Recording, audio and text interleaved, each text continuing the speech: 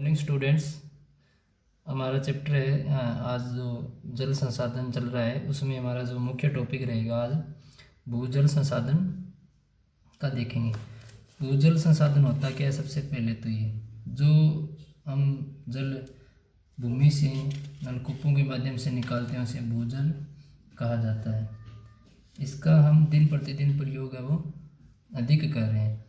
तो इसका क्या है, अत्यधिक दोहन के कारण हमारे जो इन्वायरमेंट या वातावरण या पर्यावरण है वहाँ पर प्रभाव पड़ रहा है इसका।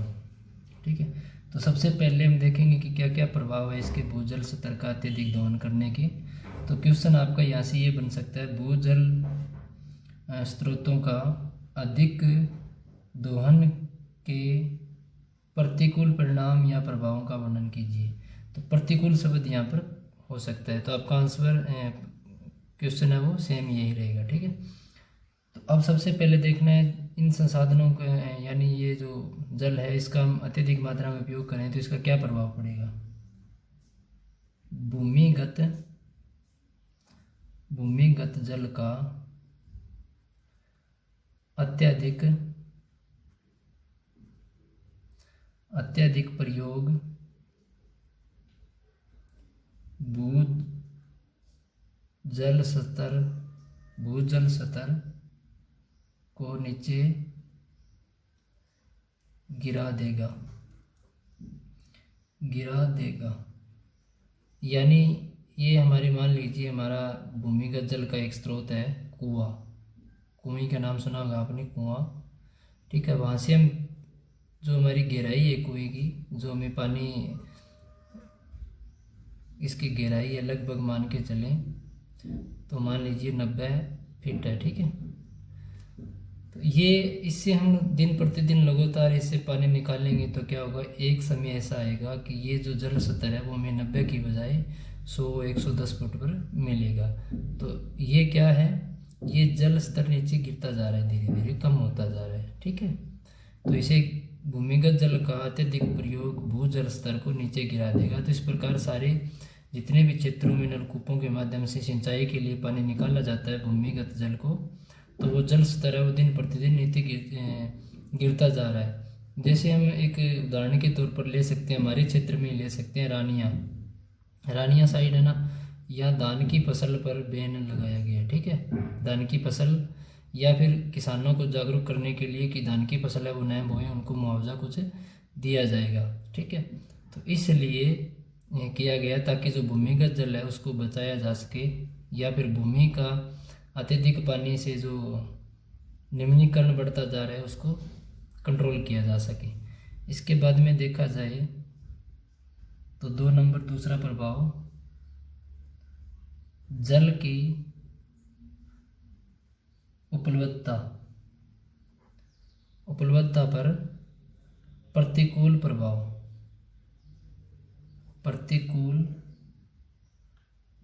प्रभाव पड़ेगा।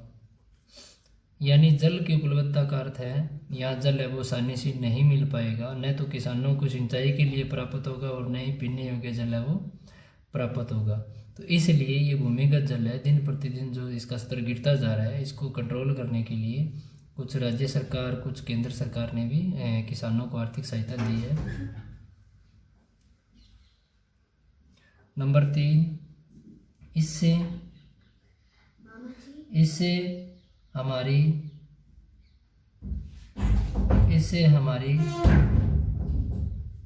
कृषि तथा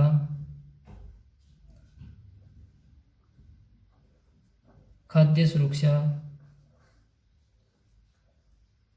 पर भी बुरा प्रभाव पड़ेगा। अब जो हमारी कृषि है वो भूमिगत जल पर काफ़ी निर्भर करती है। जब ये जल स्तर नीचे गिर जाएगा, काफ़ी जल आसानी से हमें काफ़ी गहराई में मिलेगा और आसानी से प्राप्त नहीं होगा, तो देखा जाए तो कृषि जो क्षेत्र है हमारा वो बुरी तरह से प्रभावित होगा। कृषि से जो खाद्य पदार्थ है, हमें जो अन्न प्राप्त होता है, जो हम फसलें प्राप्त करते हैं, वो खाद्य पदार्थ हमारा उत्पादन कम होगा, तो इस पर भी बुरा प्रभाव पड़ेगा। तो इस प्रकार देखा जाए तो ये इसके मुख्य जो प्रभाव है भूमिगत जल के, ये हमारा इसका हो सकता है। इसके बाद में देखा जाए पॉइंट नंबर 2 आपका, हिमालय की नदियाँ सदा नीरा क्यों हैं? सदा नीरा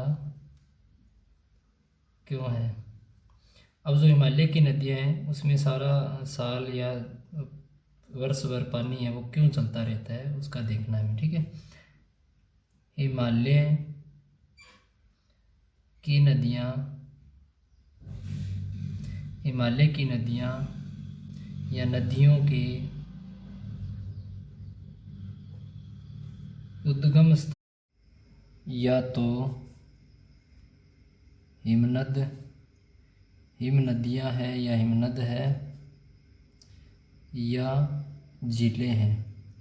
यानी हिमालय से जो नदियाँ निकलती हैं उनका जो उद्गम स्थान जहाँ से इनका निर्माण होता है, उद्गम स्थान देखा जाए तो या तो हिम जो बर्फ़ की चोटियाँ बड़ी बड़ी वहाँ से ये निकलती है, या फिर झीलों से निकलती है, ठीक है, झीलें हैं।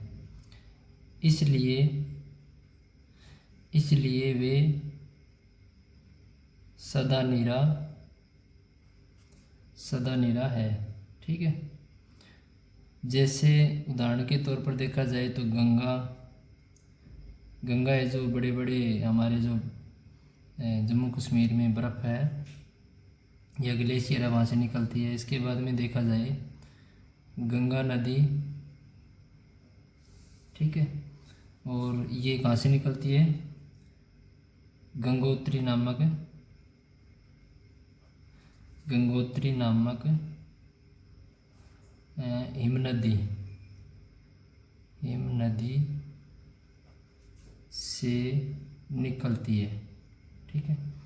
तो उदाहरण के तौर पर हम गंगा का उदाहरण दे सकते हैं। उसके बाद में एक नदी और आपकी सतलुज, उसका भी आप उदाहरण दे सकते हैं। तो ये एक तो हो गई हिम, और दूसरी जो आपकी सतलुज है, जबकि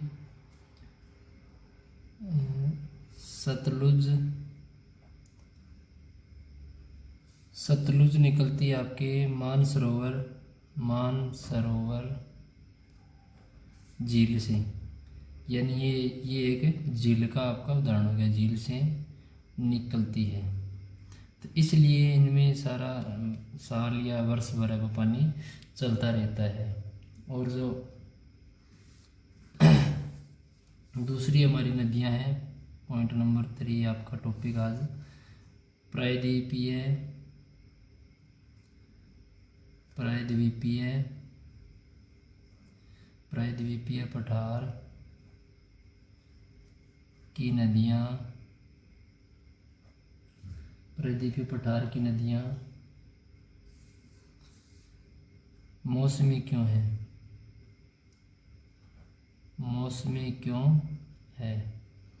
अब ये देखना है कि हिमालय की नदियाँ वो तो सारा वर्ष भर पानी उनमें चलता रहता है, परंतु ये जो प्रायद्वीपीय पठार की नदियाँ हैं ये मौसम में ही, वर्षा ऋतु में ही इनमें जल क्यों आता है, ठीक है।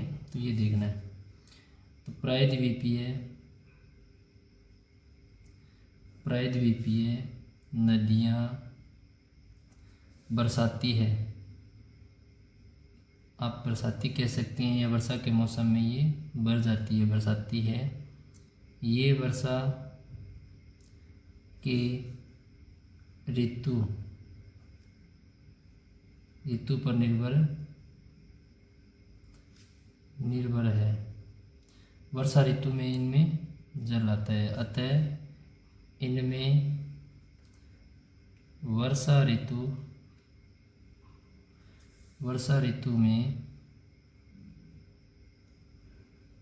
अधिक जल होता है।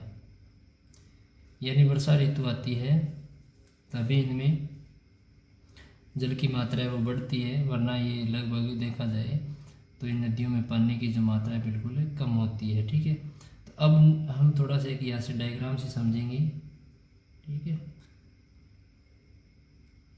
प्रायद्वीपीय पठारी भाग है वो हम आगे करेंगे तो आपके समझ में आएगा। ये जो यहाँ से जो नदियाँ निकलती है इन पर्वतीय क्षेत्रों से, ठीक है। तो यहाँ से जो नदियाँ निकलती है वो सारा साल क्या है उनमें पानी चलता रहता है, ठीक है। सिंधु हो गया, गंगा हो गया, ब्रह्मपुत्र हो गया, सतलुज हो गया। और जो यहाँ से जो नदियाँ निकलती है प्रायद्वीपीय पठारी भाग से, इसे पठारी भाग बोलते हैं, प्रायद्वीपीय भारत बोलते हैं इसे, ठीक है।